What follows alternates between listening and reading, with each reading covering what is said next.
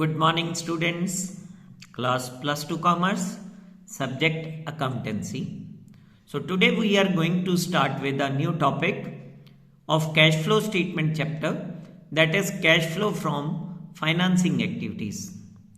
As you know, financing activities includes what? Raising and repayment of long-term funds.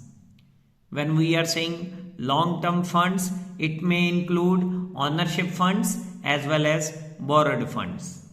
Beside this, it also includes cost of raising long-term funds. It may be dividend paid, it may be interest on loan paid. So let's discuss and solve the questions related to this topic. So today I am going to solve two questions for you, that is question number 33 and 34. These are the two questions. So let's start. 33rd question, from the following information calculate the cash flow from financing activities. Equity share capital, their opening balance and closing balance is given. As you see, opening balance was 9 lakh and closing balance was 10 lakh. It was increasing. So we will write issue of equity shares 1 lakh as an inflow of cash. Then SPR balance is given. It is also increasing. So whenever there is increase in SPR, it will be reflected as an inflow of cash under financing activities. Then debentures, it is decreasing beta. So as it is decreasing, we will write repayment of debenture. It will reflect as an outflow of cash 50,000.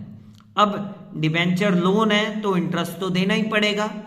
It's rate is given 12%, but when in additional information amount of interest paid on debenture is already given, so there is no need of calculation. So how much interest we have paid during the year? 18,000. It will be taken as cost of raising long term debt and it will be reflected as an outflow of cash. So let's see how these items will be presented under cash flow from financing activities. So in this way question will be solved. We will give the title cash flow from financing activities for the year ended 31st March 2021. Particular detail amount, issue of equity shares, it will be reflected as an inflow of cash. Increase in SPR, yani security premium reserve, 10,000 inflow of cash. Repayment of debentures, it will reflect outflow of cash. और interest on debenture paid, outflow of cash. Outflow को अलग से add कर लो, inflow को अलग से. Inflow में से आउटफ्लो माइनस करो, still financing activities shows inflow of cash of 42,000. That will be your answer. एक और क्वेश्चन करते हैं बेटा इसी टॉपिक का, दैट इज क्वेश्चन नंबर 34. तो 34 का अगला पार्ट डायरेक्टली मेरी नोटबुक से चेक करो. मैं बुक से स्टेटमेंट रीड करके साइड बाय साइड आपको सॉल्व करवाता हूं. We will start with the additional information. Equity shares were issued on 31st March 2021. तो इक्विटी शेयर कैपिटल का ओपनिंग बैलेंस है बेटा 4 लाख, क्लोजिंग है 525. तो 1,25,000 से ये बैलेंस बढ़ रहा है. It will be written as issue of equity shares. और जो नए शेयर्स हैं, they are issued at the end of the accounting period. तो it is an inflow of cash. Second information, interim dividend on equity share was paid 15%. तो नए share तो साल के एंड पे इश्यू किए हैं, तो पूरा साल बैलेंस रहा ओपनिंग. तो calculate 15% of 4 lakh, it will be 60,000.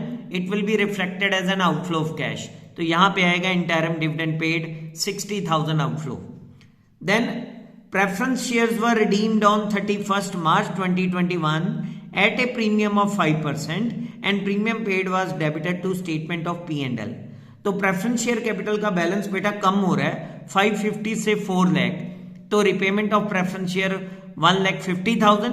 But उन्होंने थर्ड एडिशनल इंफॉर्मेशन में गिवन है कि preference share were to be redeemed at a premium of 5%. तो we will write repayment of preference shares at 5% premium. तो 1.5 लाख का 5% करो, इट विल बी 7,500. तो add करके बनेगा 1,57,500. It will be reflected as an outflow of cash.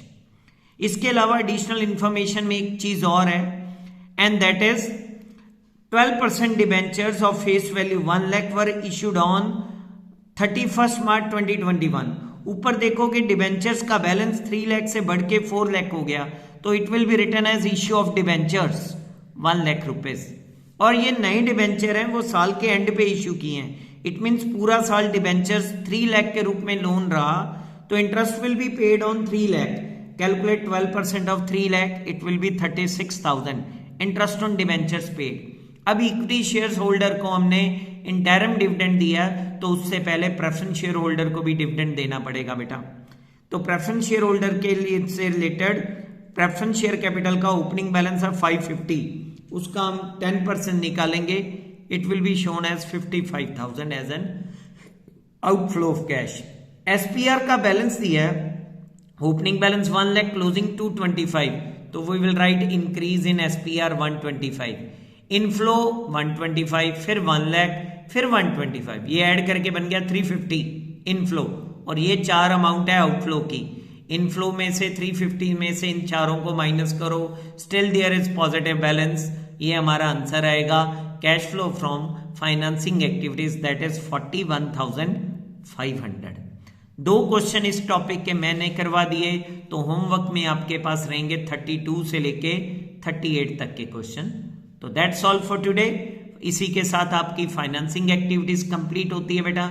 In next video lecture we will directly solve, we will prepare full fledge cash flow statement. Till then bye bye बेटा, good night.